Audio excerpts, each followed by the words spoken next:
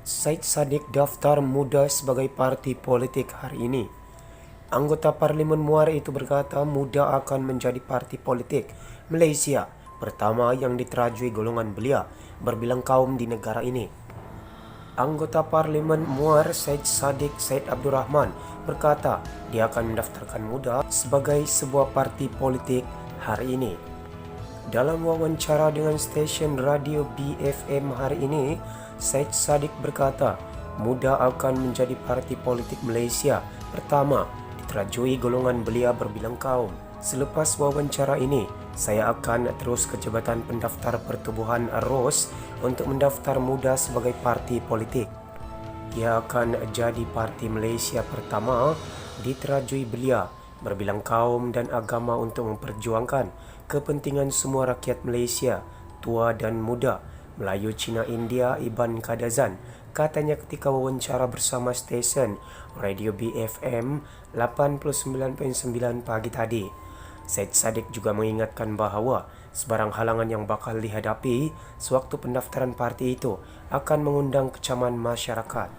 Saya sangat pasti majoriti masyarakat Malaysia sedia maklum dan jika terdapat sebarang halangan dalam usaha kita, ia adalah cubaan untuk menghentikan dan menghalang kemajuan dalam meraih entiti politik sah dan untuk membungkam suara anak muda seperti yang mereka lakukan kepada Viviana Masibin di Sabah. Saya rasa ini akan mengundang kecaman yang hebat, katanya lagi. Bekas Ketua Pemuda Bersatu itu juga menambah, dia telah merayu secara pribadi kepada Menteri Dalam Negeri Hamzah Zainuddin dan Perdana Menteri Muhyiddin Yassin berkenaan rancangan muda. Jadi saya harap tidak ada halangan politik tambahnya. Untuk rekod ROS diletakkan bawah Kementerian Dalam Negeri. Dalam perkembangan seterusnya, Papa Gomo Parpukari antara Laskar Cyber jaga Rosma menurut saksi. Kata Rizal, mereka dan The Unspiners menerima bayaran sebanyak RM5,000 sebulan daripada peruntukan RM100,000 selama hampir 6 tahun.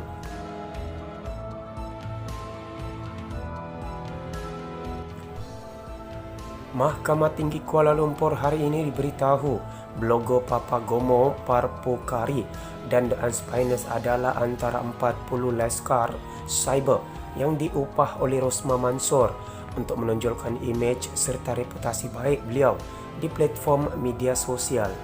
Bekas pegawai khas Rosma, Rizal Mansor, 46, berkata, ketiga-tiga blogger menerima bayaran RM5,000 sebulan daripada peruntukan sebanyak RM100,000 selama hampir 6 tahun, bermula 2012. Mereka adalah antara 3 atau 4 ketua pasukan Laskar Cyber. Terdapat juga 12 hingga 15 blogger yang dibayar sekitar RM3,000 dan kira-kira 30 Facebookers yang kesemuanya dibayar sekitar RM2,000 sepanjang tempoh 6 tahun itu, katanya semasa disoal balas Peguam Jagjit Singh.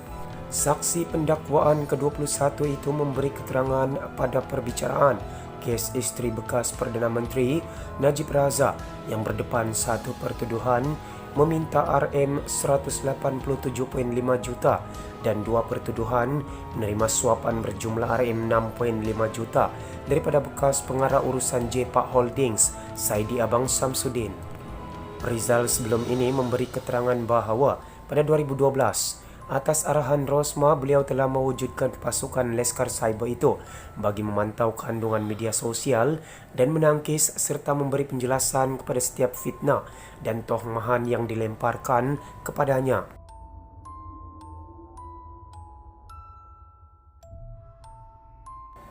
Saksi itu yang bekerja dengan Rosma antara 1 Mei 2009 dan Mei 2018 di bawah bahagian FLOM, wanita pertama Malaysia, yang kemudian dinamakan semula sebagai bahagian khas, berkata pasukan Laskar Cyber beroperasi dengan dana RM100,000 yang diberikan Rosma kepadanya dalam bentuk tunai setiap bulan bagi membiayai pasukan tersebut. Jagjit berkata bajet bulanan sebanyak RM100,000 itu adalah dari pejabat Perdana Menteri yang diberikan secara terus kepada FLOM dan bukannya daripada Rosma yang tidak dipersetujui Rizal.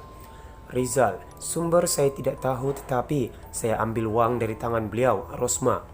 Jagjit, wang itu bukan berasal secara pribadi daripada akaun bank beliau, Rosma. Rizal menjawab, saya tidak dapat sahkan. Jagjit juga berkata Rizal tidak mengeluarkan sebarang resit sebagai bukti pembayaran kepada Leskar Cyber dan saksi utama pendakwaan itu bersetuju. Peguam itu mencadangkan bahawa resit tidak dikeluarkan kerana Rizal telah bertindak mengambil sebahagian besar daripada wang tersebut untuk dirinya sendiri yang tidak dipersetujui saksi tersebut. Jagjit menyoal, terdapat Leskar Cyber yang mendakwa anda tidak membuat pembayaran kepada mereka. Anda telah mengambil sebahagian besar daripada peruntukan itu setiap bulan untuk kegunaan sendiri. Rizal menjawab, saya tidak setuju. Jagjit menanya lagi, saya katakan kepada anda, pasukan Leskar Cyber itu tidak perlu diwujudkan jika anda menjalankan tugas anda dengan baik. Saya katakan kepada anda gagal melaksanakan tugas anda kerana anda meminta wang rasuah untuk kegunaan peribadi bagi menampung gaya hidup mewah anda.